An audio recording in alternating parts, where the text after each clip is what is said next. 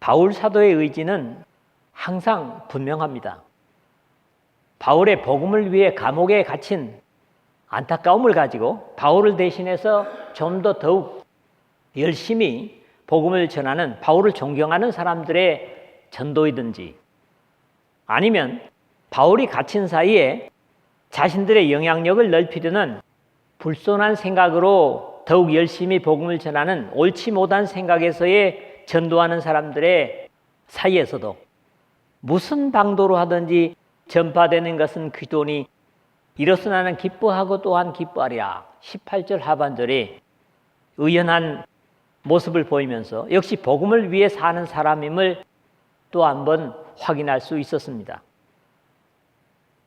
이것은 바울의 일이나 사역에 대한 자세였다면 오늘에는 살고 죽는 생사의 문제 앞에서도 역시 다르지 않은 의연함을 우리에게 보이게 되는데, 대부분의 사람들은 극단적인 상황에서는 목숨만 살려달라는 모습이 일반적이지만 역시 바울은 삶과 죽음의 그 둘 사이에 끼어 있다고 하면서도 힘겨운 감옥을 떠나 편한 예수도의 품에 안기고 싶은 순교를 빙자한 염세적인 생각은 갖고 있지 않습니다.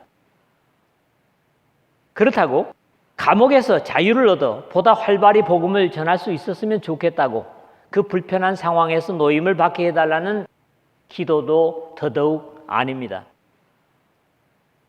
바울에게 있어서 어떤 상황이 오든지 육신으로 좀 더 자유로운 삶을 살 수 있음을 기대하지도 않고 세상을 떠나서 그리스도와 함께 있는 것이 훨씬 더 좋다고 하면서도 꼭 그렇게 될 것을 바라지 않는 모습입니다. 장래의 상황이 어떤 형태로 되더라도 불만을 갖지 않는 초연함을 보이고 있습니다. 이것이 바로 우리 그리스도인의 자세입니다. 왜냐하면 바울의 인생은 바울 자신의 것이 아닌 그리스도이시기 때문임을 오늘 본문의 표현이기보다는 갈라디아서 2장 20절에서 고백되고 있는 사실이기 때문입니다. 우리가 참된 믿음의 사람이라면 당연히 그리해야 할 것입니다. 또 그리스도께서 나에게 사신다면 미래가 어떻게 되든 주어지는 상황 자체가 감사와 기쁨이 될 것이라는 데서 오늘 바울의 생사의 자세를 우리 각자에게 믿음의 사람으로서 비춰봤으면 합니다. 세상이 힘들다고 극단적인 선택을 하는 성미 급한 사람들도 있고, 인생살이 고달프니 다 버려두고 천국 가서 편안히 지내고 싶다는 현실을 회피하려는 사람들도 있는데, 여기 바울은 이런 입장에서도 역시 믿음의 귀감이 됩니다. 비록 감옥에 있어도 빌립보 교우들을 비롯한 다른 사람들에게 살아서 유익을 끼칠 수 있다면 불편도 좋다는 겁니다. 그러나 그러한 선택도 자신이 할 수 있는 것이 아니고 어떤 쪽으로 기울어도 결과에 상관없이 감사하고 주님께 영광을 돌려드릴 수만 있다면 감수하겠다는 그런 고백을 하고 있습니다.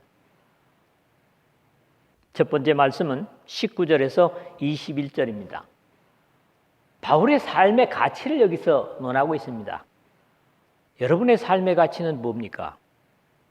오늘 이 첫 번째 대목을 통해서 우리 각자의 삶의 가치를 한번 확인했으면 합니다. 어찌 보면 로마의 감옥에 갇혀 있으면서도 사랑과 미움을 넘어서 자신이 섬기는 예수 그리스도만 영화롭게 해드릴 수 있다면 이제는 살고 죽는 것을 넘어서서 자신 속에 사시는 분이 그리스도이기 때문에 그 주님의 이끄시는 상태라면 모두가 감사할 뿐이라는 믿음을 고백하고 있습니다. 지난 시간의 마무리가 이로써 나는 기뻐하고 또한 기뻐하리라 18절 하반절에 그랬는데, 어떤 이유에서든지 구원의 복음이 증거되는 것으로 감격한다는 고백과 함께 그 기쁨은 이제 계속 증거되는 내용 속에서도 동일하게 이유가 되고 있음을 고백합니다. 이것이 너의 간구와 예수 그리스도의 성령의 도우심으로 나를 구원에 이르게 할 줄 아는 거로 오늘 19절의 시작에 그랬죠. 모든 것을 초월한 신앙의 사도다운 고백이면서 자신의 공로나 독선을 철저하게 거절하는 겸손을 보이고 있습니다. 바울은 언제나 언약은 확신하면서도 구원을 완전히 얻었다고 하는 표현보다, 물론 뒤에 가서 3장 12절에서도 구원을 부활로 표현하면서 내가 이미 얻었다 함도 아니요 온전히 이루었다 함도 아니라 오직 내가 그리스도 예수께 잡힌 바 된 그것을 잡으려고 달려가노라 함으로써 미래적으로 표현하고 있습니다. 구원이 철저하게 은혜임을 확인하는 것은 자신과 관련된 사람들과의 관계 속에서 말하고 있다는 데서 독특합니다.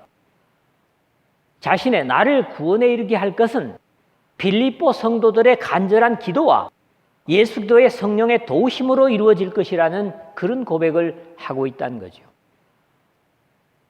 여기에 아는 고로, 에이도라는 표현이 이 그리스 원문에서는 문장 맨 앞에 쓰이고 있고, 그 낱말 자체도 일반적으로 안다는 지식을 넘어서서 영적인 감각을 표현하는 그런 말입니다. 그러므로 여기에 아는 고로는 마치 되어질 일을 내다보고 있는 것과 같은 의미를 가집니다. 나의 간절한 기대와 소망을 따라 아무 일에든지 부끄러워하지 아니하고, 20절 상반절인데, 이 간절한 기대라는 게 뭐냐 하면 우리말로 가장 적절하게 표현한다면 학수고대라는 말 있죠.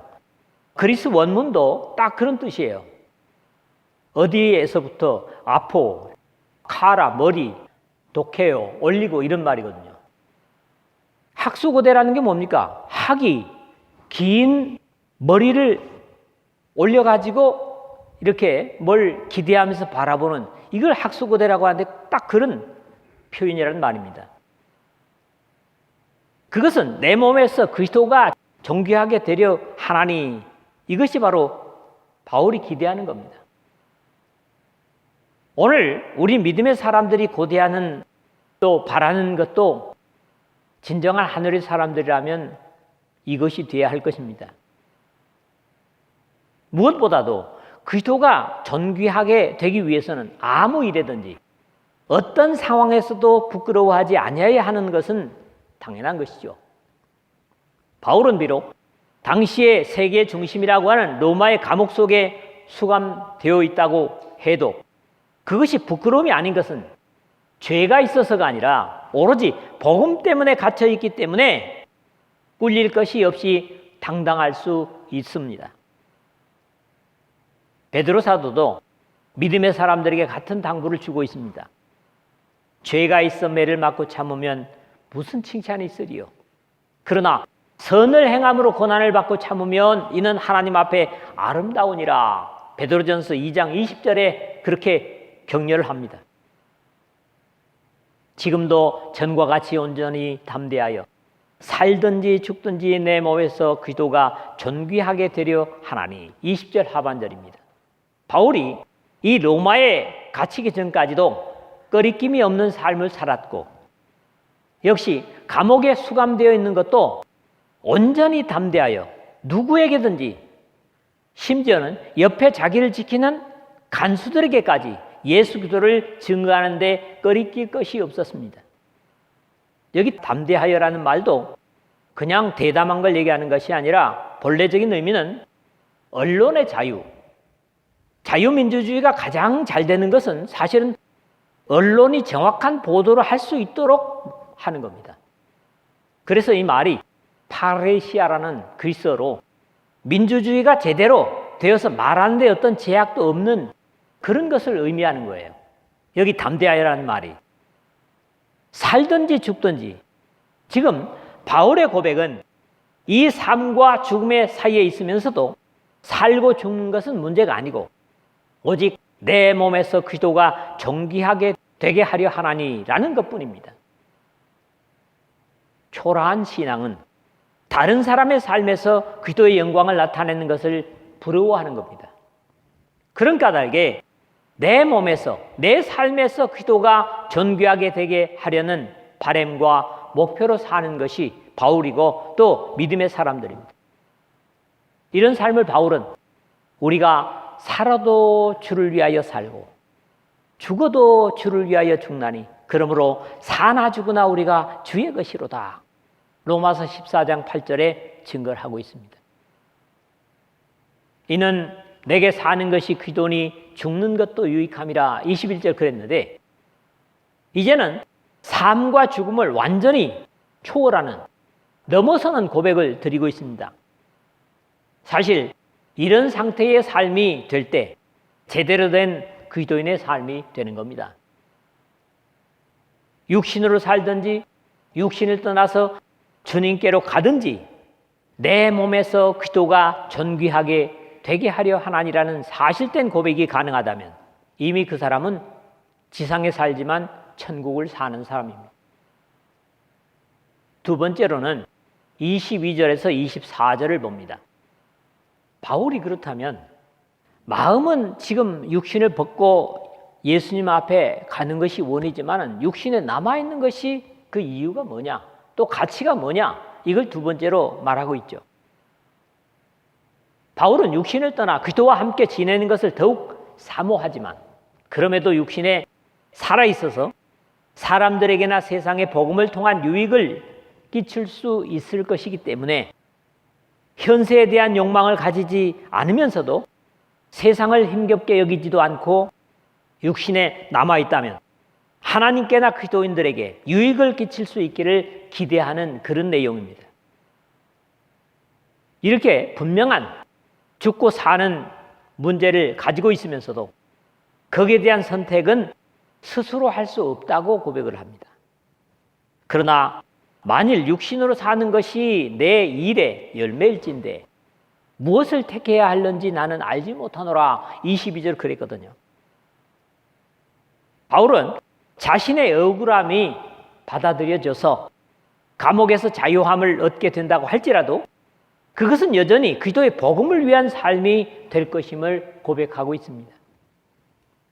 여기 바울의 내 일은 당연히 복음을 증거하는 바울 자신의 사역을 의미하는 것이기 때문에 법정에서 무죄가 선고되고 계속 육신에 머무는 삶이 된다고 할지라도 하나님께나 교회들에게 유익이 될 수 있기 때문에 바로 앞에서 이는 내게 사는 것이 그리스도니 죽는 것도 유익함이라 21절에 하였지만 육신으로 사는 것도 헛되지 않을 것이라는 증거입니다.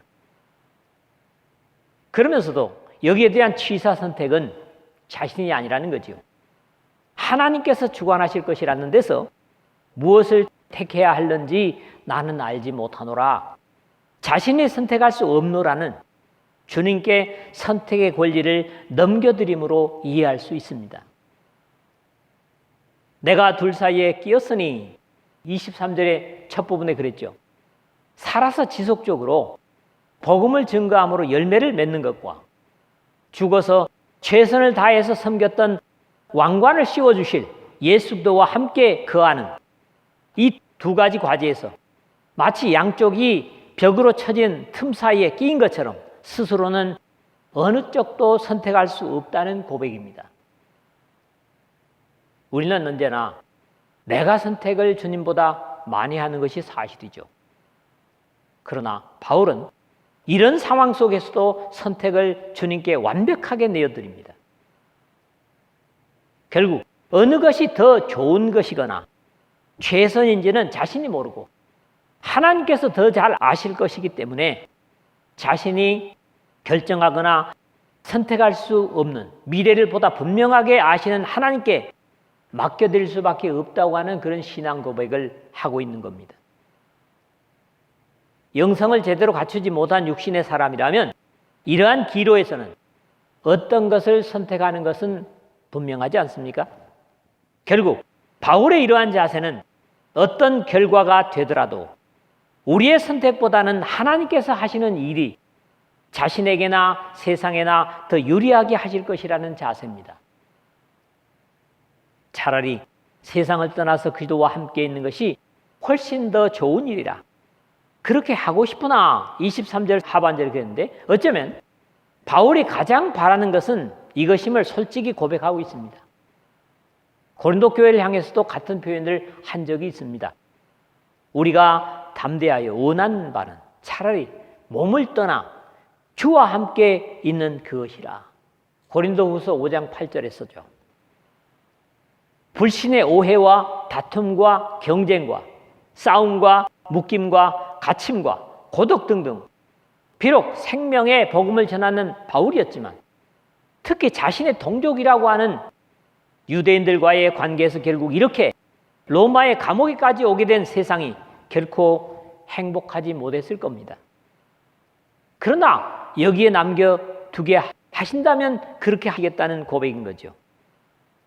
이런 온갖 비상식으로 넘쳐나는 세상에서 영원한 영광을 바라고 기대하며 헌신하는 바울은 결코 행복하게 할 수 없었고, 이런 비관적인 상황에서도 오로지 감격과 유익이 된 것은 자신과 함께 임마누엘이 되신 예수 그리스도와 성령의 위로뿐이었기 때문에 이제는 최선을 다해도 오해만 되는 세상보다는 항상 만족과 감격으로 채우시는 그리스도와 함께 있는 것이 훨씬 더 좋을 것이라는 고백입니다.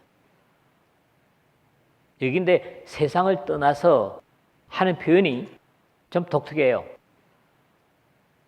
아나리오라는 말인데, 아나 하면 위로라는 말이고 위로라는 것은 풀다라는 말입니다. 그래서 돌아가다, 장막을 허물다, 항해하기 위한 배가 선창해서 묶었던 밧줄을 푸는 그런 의미의 단어입니다. 확실히 육신을 벗어버리는 죽음을 의미하는 것으로 이해됩니다. 그러나 바울에게는 이런 상황에서도 발목을 잡고 주저하게 하는 것은 여전히 세상의 죄의 고통 속에 남겨둬야 하는 사람들이었습니다. 마치 갓난아이를 떼어놓고 가는 어머니처럼 헐헐 털고 갈 수가 없었던 거지요. 내가 육신으로 있는 것은 너희를 위하여 더 유익하리라 24절에 그랬는데 앞에 22절의 말씀으로 되돌아가는 뜻합니다. 그러나 만일 육신으로 사는 이것이 내 일의 열매일진데 무엇을 택해야 하는지 나는 알지 못하노라. 빌립보 교회가 에바브로디도라는 사람과 물질을 로마의 감옥에 있는 바울에게 보내서 섬기게 한 것은 사실에 있어서는 바울이 비록 감옥에 수감되어 있는 상태일지라도 그 존재감이 빌립보 교회에 결코 적지 않은 영향을 주었기 때문입니다. 사실 어떤 사람은 존재하는 것 자체만으로도 큰 긍정적인 영향을 끼치는 사람들이 있습니다. 빌립보 교회는 바울이 바로 그런 존재였던 것이죠. 그럼에도 그 반대의 영향도 없지 않습니다. 존재하는 것이 오히려 힘겹고 어렵게 느껴지는 존재들도 있다는 거죠. 존재하는 것 자체로 부담으로만 느껴지고 안타까움이 되는 사람으로 살지 않도록 하늘과 세상에 필요한 사람이 되게 하시려고 예수 그리스도께서는 우리를 위해서 피를 흘리셨습니다. 부정적인 죄 짓는 사람에서 의를 퍼뜨리고 생명을 끼치는 사람이 되기 위해서 십자가를 지었다는 얘기죠. 결국 바울이 육신으로 살아있는 것 자체가 빌립보 교회에 유익했던 겁니다. 바울의 이러한 고백은 자신의 소원을 접고 다른 사람들의 유익을 위하는 남들을 위한 선택을 하며 자신의 소원을 접는 대범하고 희생적인 그리스도의 제자다운 선택을 하고 있는 겁니다. 이것 역시 바울만이 할 수 있는 선택이겠습니까? 우리 각자가 모든 사람에게 필요한 존재감이 되고 그러한 좋은 영향력을 끼칠 수 있는 사람들이 바로 예수 그리스도의 제자로 사는 사람들이기 때문입니다.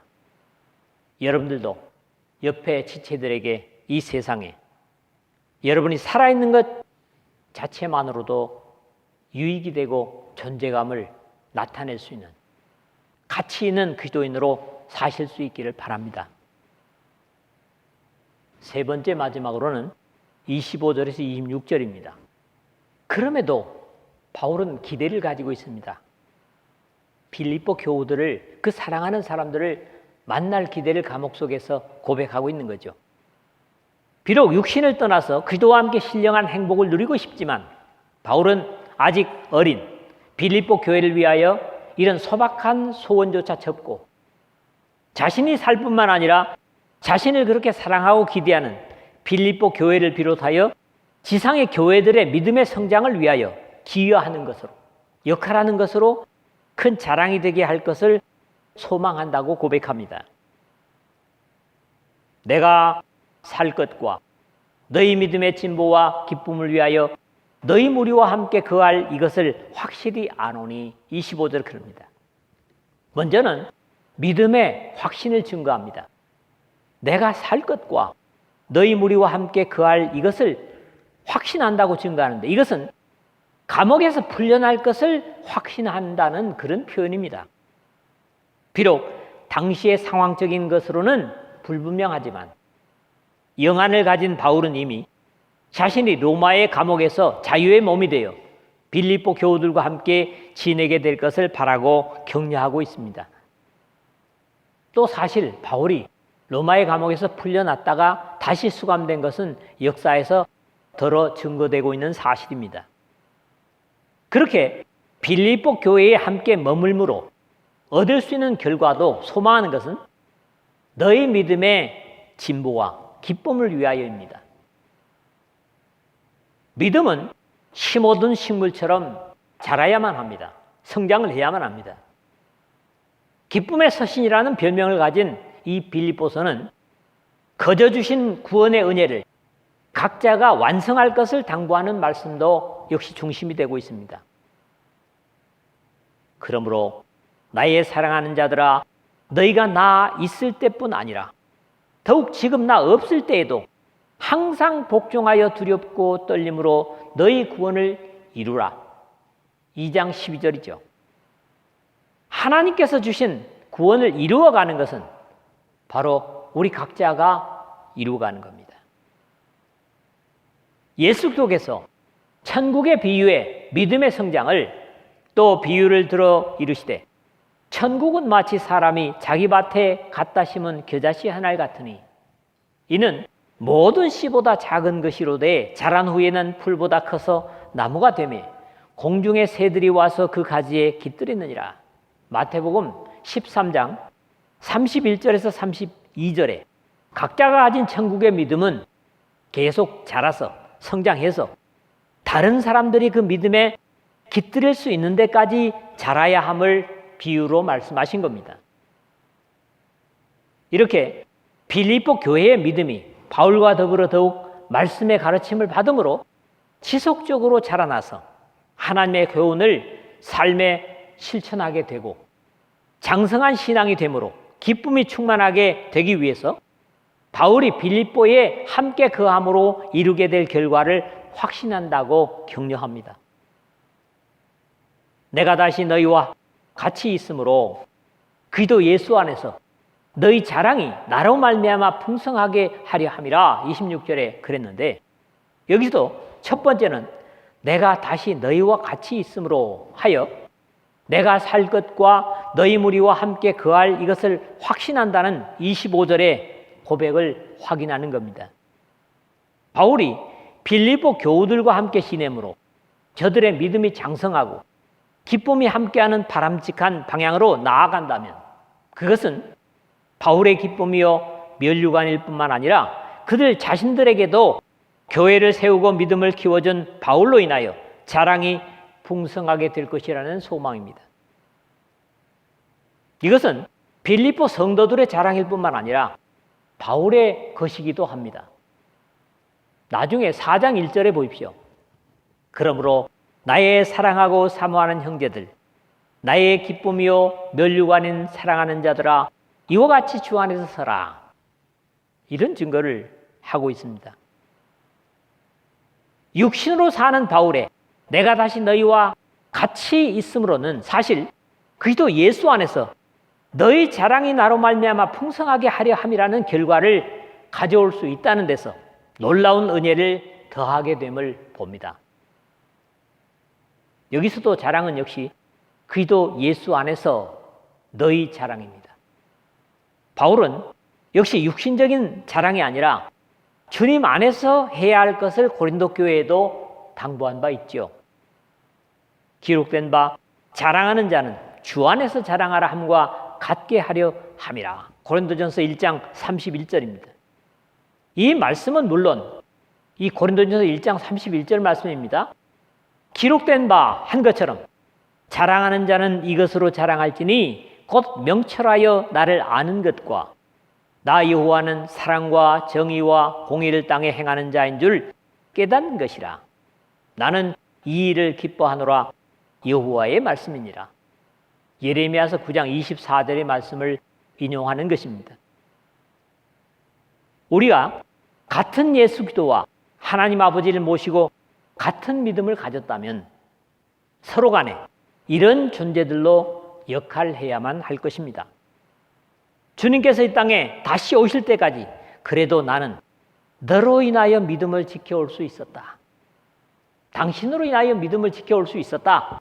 이런 고백을 할 수 있고, 그렇게 고백을 받는 사람은 내 믿음의 삶의 열매는 바로 당신이다. 서로에게 감격과 자랑이 될 수 있는 그런 부부, 그런 가정, 그런 교우의 관계가 돼야 되겠다는 거지요. 말씀을 맺습니다. 믿음의 지체들 상호간에 너희의 간구와 예수교의 성령의 도우심으로 나를 구원에 이르게 할 줄 안다 격려하면서 오직 우리 교회와 함께함이 기쁨이며 당신과 함께함이 기쁨이며 주님께서 우리를 통해 영광을 받으시기를 기대하는 믿음이 되어야 합니다. 각자의 삶 속에서 기독해서 더불어 사심으로 어떤 결과 살든지 죽든지 병들든지 병이 낫든지 받아들일 수 있는 삶이 되어야 합니다. 신앙은 우리가 바라고 미리 정해놓은 것이 아니라 어떤 결과와도 감사하는 것이 바로 신앙입니다. 믿음입니다. 이게 바로 오늘 바울이 고백하는 거죠. 우리 각자가 함께 존재하는 것 자체가 서로에게 유익이 되고 도전이 되기 위해서는 언제나 주님의 영광을 먼저 챙기는 만남과 예배와 교제가 되어야 할 것입니다.